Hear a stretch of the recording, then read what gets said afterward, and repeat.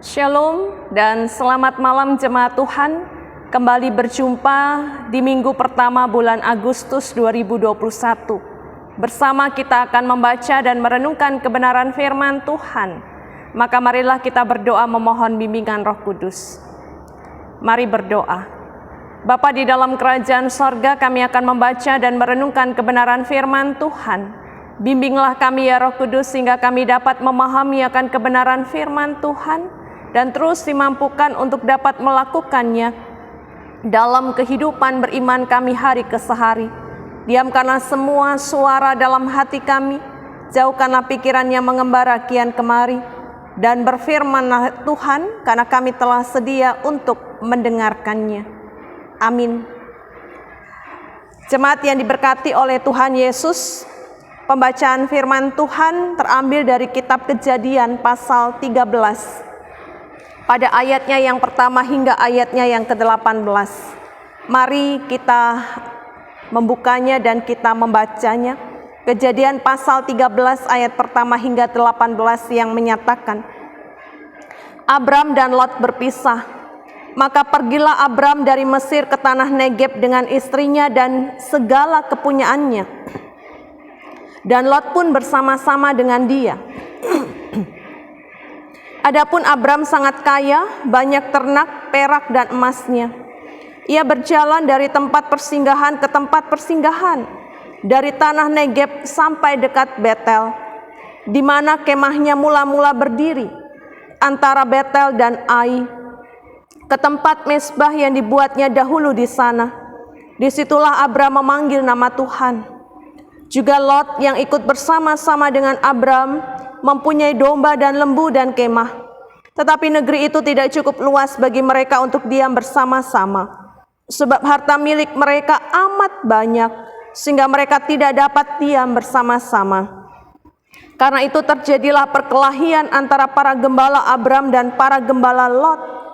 Waktu itu orang Kanaan dan orang Feris diam di negeri itu. Maka berkatalah Abram kepada Lot, janganlah kiranya ada perkelahian antara aku dan engkau, dan antara para gembalaku dan para gembalamu. Sebab kita ini kerabat. Bukankah seluruh negeri ini terbuka untuk engkau?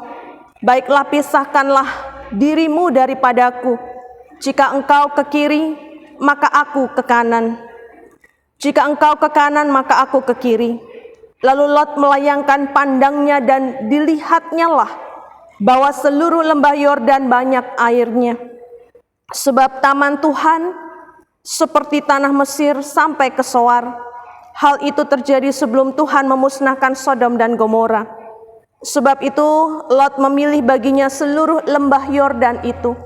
Lalu ia berangkat ke sebelah timur dan mereka berpisah. Abram menetap di tanah Kanaan, tetapi Lot menetap di kota-kota lembah Yordan dan berkemah di dekat Sodom. Adapun orang Sodom sangat jahat dan berdosa terhadap Tuhan. Setelah Lot berpisah daripada Abram, berfirmanlah Tuhan kepada Abram, pandanglah sekelilingmu dan lihatlah dari tempat engkau berdiri itu ke timur dan barat, utara dan selatan. Sebab seluruh negeri yang kau lihat itu akan kuberikan kepadamu dan kepada keturunanmu untuk selama-lamanya. Dan aku akan menjadikan keturunanmu seperti debu tanah banyaknya. Sehingga jika seandainya ada yang dapat menghitung debu tanah, keturunanmu pun akan dapat dihitung juga.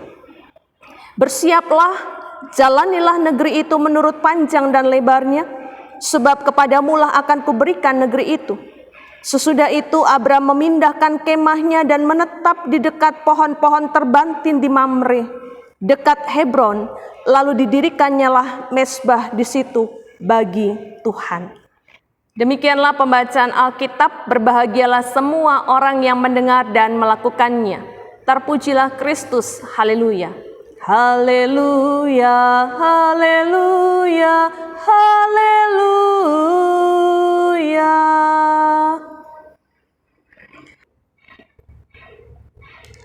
Jemaat Tuhan, judul renungan kita pada malam hari ini adalah mengalah bukan berarti kalah. Dengan ayat nasnya pada ayatnya yang ke-8 yang menyatakan, Maka berkatalah Abram kepada Lot, janganlah kiranya ada perkelahian antara aku dan engkau, dan antara para gembalaku dan para gembalamu, sebab kita ini kerabat. Jemaat yang diberkati oleh Tuhan Yesus Kristus, Mother Teresa, tokoh dunia yang sangat memperhatikan mereka yang miskin, dalam kata bijaknya menyatakan, jika kita tidak memiliki kedamaian, itu karena kita telah lupa bahwa kita saling memiliki. Dari perikop bacaan kita pada malam hari ini berbicara tentang kepindahan Abram dari Mesir sebagai orang asing menuju ke tanah Kanaan untuk Abram bersama dengan keturunannya tinggal di sana selama-lamanya. Ada 3 hal yang dibahas dalam perikop bacaan kita pada malam hari ini, yaitu tentang kepindahannya di ayatnya yang pertama, ayatnya yang ketiga hingga yang keempat, dan ayatnya yang ke-18. Dan hal yang kedua adalah tentang kekayaannya yang tercantum di dalam ayatnya yang kedua. Dinyatakan bahwa Abram sangat kaya, banyak ternak, perak, dan emasnya. Sangat besar jumlah kekayaannya, bahkan ternak, perak, dan emasnya. Dan bahkan selain itu kawanan pengikut Abram juga bertambah. Dan dari sanalah muncul persoalan yang sangat serius, bahwa Abram harus bergerak cepat untuk mendapatkan rumput dan air yang diperlukan bagi ternaknya.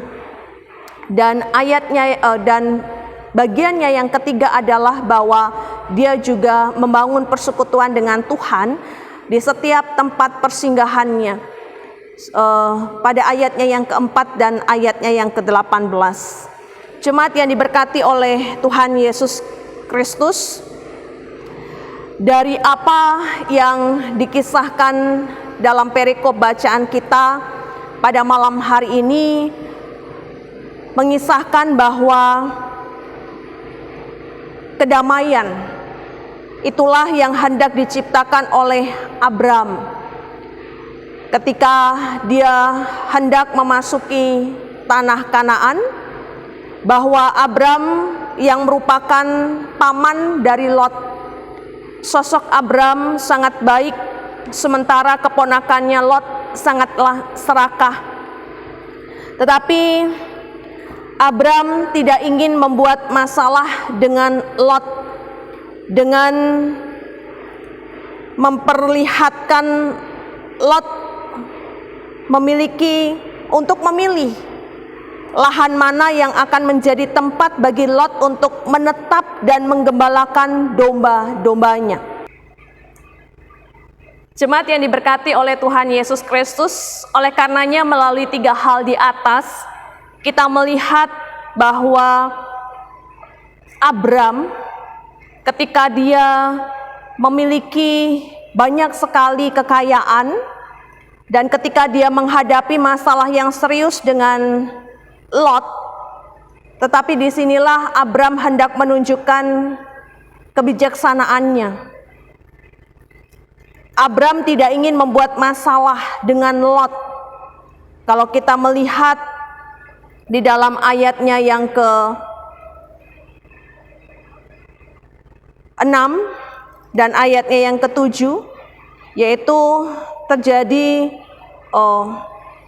masalah lahan penggembalaan, yaitu antara gembala Abram dan gembala Lot. Mereka bertengkar, tetapi Abram berusaha untuk membawa masalah ini dalam hal yang bijaksana.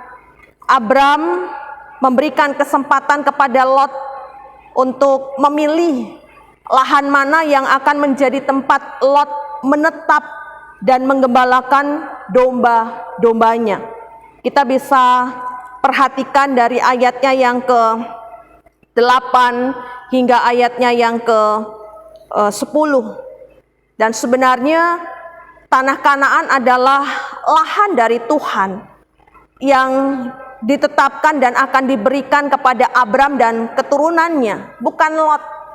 Tetapi bagaimana Abraham dapat dengan bijak menyikapi hal ini.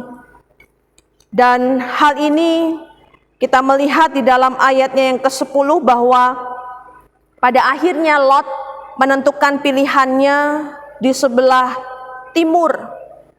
Lot memilih baginya seluruh lembah Yordan. Dan lembah Yordan itu dikatakan banyak airnya. Tentunya jemaat yang diberkati oleh Tuhan Yesus Kristus, apa yang terjadi ini adalah karena kedaulatan Tuhan atas Abram. Bahwa ketika terjadi masalah yang serius, ketika ambisi terjadi, tetapi Abram tetap mengandalkan kuasa Tuhan. Dia mengalah bukan berarti kalah, tetapi sikap mengalahnya itu adalah sebagai bukti untuk dia melihat akan kuasa Tuhan, untuk dia dapat menanti akan penggenapan Tuhan yang memberikan tanah perjanjian itu kepadanya.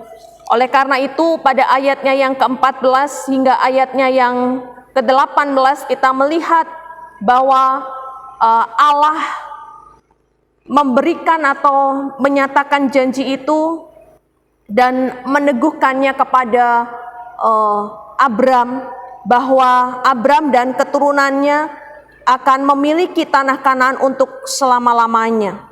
Bahkan keturunannya akan dibuat banyak seperti debu tanah banyaknya.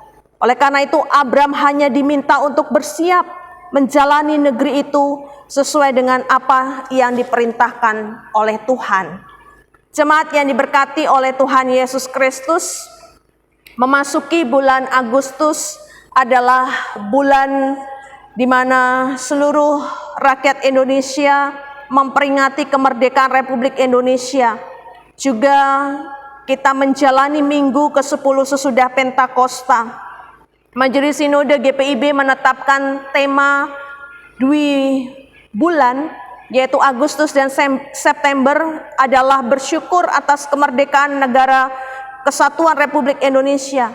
Dan di minggu yang pertama ini adalah bahwa temanya Allah turut berkarya di tengah bangsa dan negara pada masa pandemi. Yang menjadi persoalannya adalah bagaimana saya dan jemaat Tuhan, orang percaya selaku gereja, menanggapi ketidakadilan yang terjadi, khususnya dalam hubungan tentang masih kuatnya masalah mayoritas dan minoritas. Oleh karena itu yang pertama adalah orang percaya terpanggil untuk memiliki kepekaan akan pimpinan Tuhan. Kepekaan yang menyadari bahwa yang pertama Tuhanlah yang memberi negeri ini, dan yang kedua adalah Tuhan yang menghadirkan kita di tengah-tengah negeri yang kaya akan alamnya dan juga majemuk, sehingga kehadiran kita di tengah-tengah negara Kesatuan Republik Indonesia kiranya untuk menjadi saluran berkat bagi sesama, terlebih bagi alam semesta tempat tinggal kita, sebagaimana yang dinyatakan di dalam Kejadian 12 pada ayatnya yang ketiga, yang Allah perintahkan kepada Abram, olehmu semua kaum di muka bumi akan mendapat berkat. Demikianlah yang menjadi tugas dan tanggung jawab kita bersama, untuk menjadi saluran berkat bagi sesama di muka bumi ini.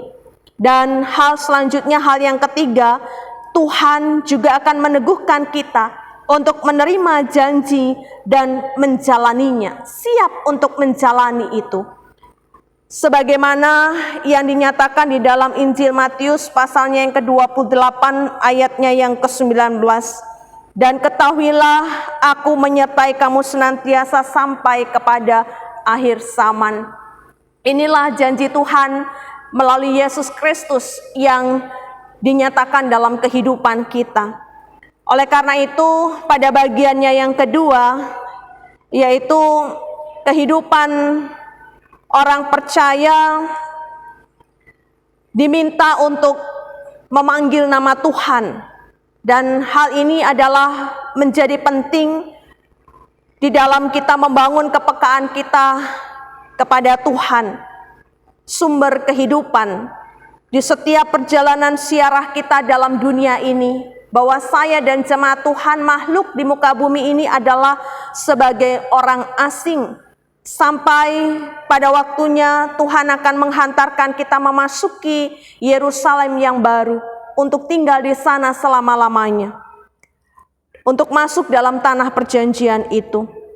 Dengan demikian, hidup memanggil nama Tuhan atau bersekutu dengan Tuhan adalah sebagai bentuk penyerahan diri dan seluruh hidup kita di dalam tangan kuasa Tuhan terhadap segala hal yang merintangi. Biarlah itu senantiasa ada di dalam kuasa Tuhan untuk menyelesaikannya. Bahwa pemahaman kita adalah satu tanah air, satu bangsa, satu bahasa, Indonesia, hendaknya menjadikan kita juga menjadi satu sebagai warga negara yang menciptakan kedamaian, yang turut membangun Indonesia dan mengisi kemerdekaan ini dengan hal-hal yang baik, hal-hal yang bijaksana, sebagaimana yang kita pahami di dalam Roma pasal yang ketiga ayat 25, bahwa di dalam Kristus kita juga adalah satu tubuh Kristus. Hendaknya rasa memiliki itu ada, sehingga kedamaian dan sejahtera yang kita ciptakan dan bukan pertengkaran, sebagaimana misi GPIB menghadirkan damai sejahtera bagi sesama. Kiranya ini dapat kita lakukan dalam kehidupan kita, supaya negeri ini juga senantiasa dipenuhi kemuliaan bagi nama Tuhan. Kiranya firman Tuhan ini menjadi berkat bagi kita dan Tuhan menolong kita untuk melakukannya. Amin. Mari kita berdoa. Bapa dalam kerajaan sorga, kami bersyukur untuk firman Tuhan pada malam hari ini. Kami boleh bersama-sama mendengarkannya, dan kami bersyukur untuk negeri di mana Tuhan sudah memberikannya kepada kami. Mampukan kami ya Tuhan untuk terus menjalaninya dengan bijaksana Tuhan. Mengalah bukan berarti kami kalah, tetapi dengan kami mengandalkan kuasa Tuhan, maka di sana kami juga bisa melihat penggenapan janji Tuhan. Bersama dengan keturunan kami diberkati untuk menjadi berkat bagi sesama kami. Terima kasih Bapa Sorgawi, Engkau juga berkenan memberkati akan negara ini, kota, provinsi di mana kami tinggal dan berada. Biarlah kami terus dimampukan untuk bisa berkarya, untuk melakukan segala hal yang terbaik. Kami percaya setiap hal yang merintangi di depan kami, bersama dengan Tuhan Yesus, kami sanggup menghadapi itu. Bapa Sorgawi, Engkau terus kuatkan iman percaya jemaat Tuhan untuk sanggup melanjutkan kehidupan para lansia sampai pun kepada anak-anak. Tuhan berikan damai sejahtera dan sukacita, dan Tuhan berikan pemulihan bagi mereka yang bergumul atas sakit penyakit mereka, yang dirawat di rumah maupun di rumah sakit. Berkati mereka di dalam segala rasa duka cita yang mereka alami Tuhan, karena berbagai-bagai pergumulan yang mereka alami, bahkan peristiwa kematian sekalipun. Biarlah mereka boleh melintasi peristiwa duka cita ini, dan mereka menjadi kuat untuk mereka melanjutkan segala karya, layan dan aktivitas mereka dengan kemurahan Tuhan. Kami menyerahkan pelayanan gereja Tuhan, di induk maupun di pos-pos pelayanan dan kesaksian. Biarlah tanggung jawab pelayanan bukan hanya kami terima, tapi mampu untuk kami lakukan Tuhan dalam seluruh kehidupan kami sebagai para pelayan Tuhan. Dan kiranya Tuhan juga memberkati segala tanggung jawab pemerintah dari pusat sampai pun ke daerah. Bahkan di dalam kami menggumuli pandemi COVID-19 ini, kami tetap dapat melihat karya Allah nyata dan peneguhan janji Tuhan bagi negara ini, bagi kota dan bangsa kami ini ya Tuhan. Sehingga kami boleh melihat bahwa pandemi ini dapat diselesaikan dalam kemurahan Tuhan. Terima kasih Bapa. Inilah doa pengharapan kami, syukur kami. Berkenanlah Tuhan atasnya. Mohon ampun atas semua salah dan dosa kami. Kepadamu kami sudah berdoa, dalam pengasihan-Mu kami mohon. Dengarkanlah doa kami. Peliharalah kami dalam kasih Kristus Tuhan dan Juru Selamat kami yang hidup. Ia mengajar kami berdoa. Bapa kami di sorga, dikuduskanlah nama-Mu. Datanglah kerajaan-Mu, jadilah kehendak-Mu di bumi seperti di sorga. Berikanlah kami pada hari ini makanan kami yang secukupnya. Dan ampunilah kami akan kesalahan kami, seperti kami juga mengampuni orang yang bersalah kepada kami. Dan jangan membawa kami ke dalam pencobaan, tapi lepaskanlah kami daripada yang jahat. Karena Engkaulah yang empunya kerajaan dan kuasa dan kemuliaan sampai selama-lamanya. Amin.